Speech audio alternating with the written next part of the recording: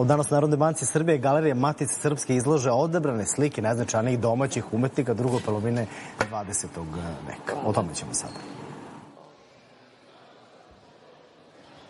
Jeste, Srđane, upravo tako i ovo je jedinstvena prilika da se 33 najznačajnijih 15 slikara druge polovine 20. veka upravo vidi ovde u izložbenom prostoru Narodne banke Srbije do 12. maja. I to sve u okviru projekta Karavan, odnosno odgovorno u kulturi, a direktorka, odnosno upravnica Galerije Matice Srpske Tijena Pakovljević-Bugarski će nam reći o kojim slikarima je reč i koliko je ovo zaista jedna, da kažem, jedinstvena prilika.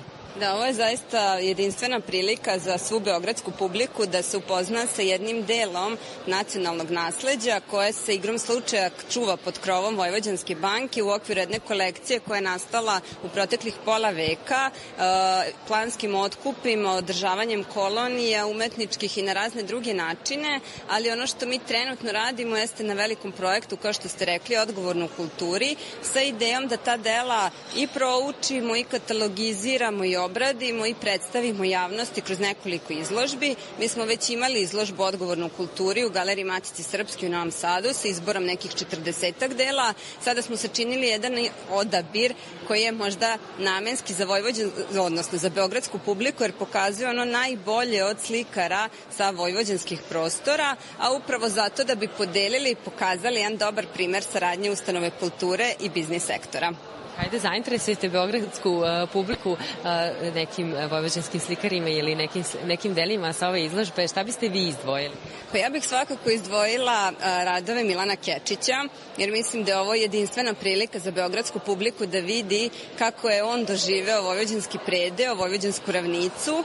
S druge strane ima remek dela Milana Konjovića, pre svega njegovo čuveno Lutajući sunce, ali niza drugih umetnika koje će nas sve podsjetiti na to kako je Vojvodina nekad izgledala i šta je to što je za nju specifično. U okviru ovog projekta odgovorno u kulturi, osim Narodne banke Srbije i osim Beograda, ovu postavku će videti i drugi gradovi u Srbiji, je li tako? Jeste, mi imamo, nakon ovoga već krećemo u sledeći projekat, to je Karavan slika, gde smo napravili odabir 5 dela, znači smanjili smo opet i taj karavan će putovati po filijalama Vojvođanske banke, tako da će publika u drugim gradovima i mestima moći da osjeti duh ove izložbe i duh kolekcije. I evo za sam kraj nam recite, ukoliko dolazimo u Novi Sad, šta možemo videti u Galeriji Matice Srpske?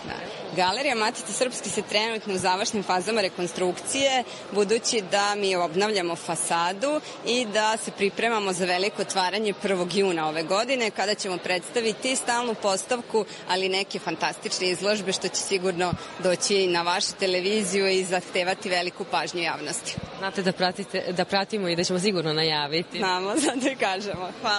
Hvala vama. Eto, kao što sam rekla, do 12. maja Narodna banka Srbije, dođite, ulaz je besplatan, ulaz do parka Manjež. Eto, da se gledaoci lakše snađu i eto, toliko za ovo javljanje iz Narodne banke Srbije.